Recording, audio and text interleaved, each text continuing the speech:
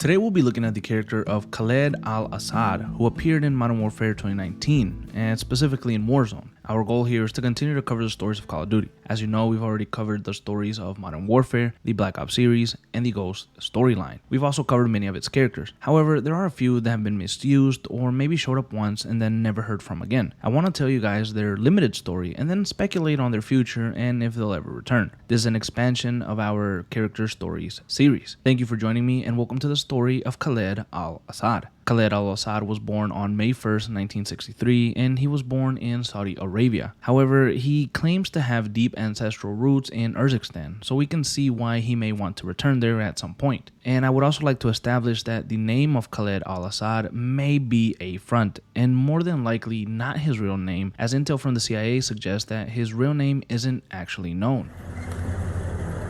Nice hit. What's his name? We don't know, but he's got friends in high places. This is Russian intel. Where did we get this? My counterpart in Moscow.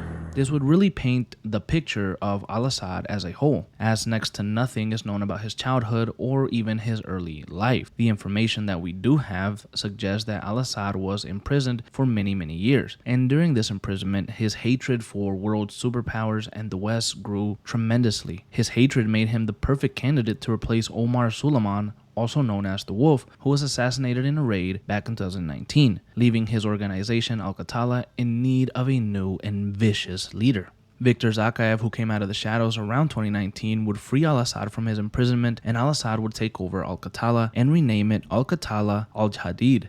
And after this, he alongside Zakayev would partner up and look to arm Al-Qatala Al-Jihadid with military-grade weaponry, making them an even more dangerous foe, not only for the West, but for the ULF.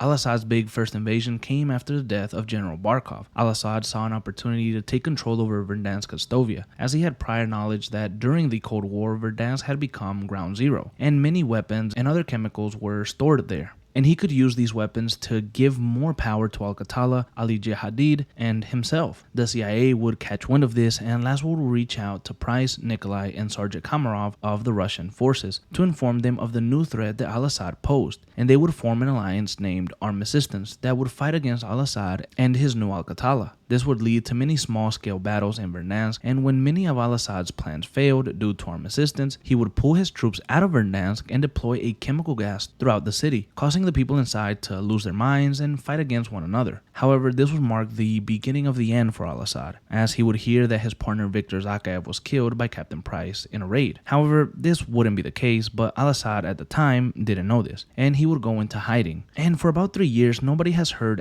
anything at all from Al-Assad. And so since 2020 would be the last time that we see or hear of Al-Assad, many fans have questioned why that is, especially due to him being teased as being a big villain and one that would have or could have potentially led into Modern Warfare 2. Some fans felt that using Hassan Ziani was the wrong choice, and they could have just expanded on Al-Assad more, maybe fleshed him out in a more organic way, and they could have created a really memorable and powerful villain for the second game. But it seems like Modern Warfare didn't know where to go with Al-Assad and opted to forget about him completely. And I'm pretty sure that even Al-Qatala went back to just being named that Al-Qatala as they got rid of the Al-Jihadid name. I would love to see Al-Assad return in some capacity in Modern Warfare, especially soon, and give us maybe some answers as to where he has been or why he's been MIA for so long. However, the most likely answer is that he is forgotten.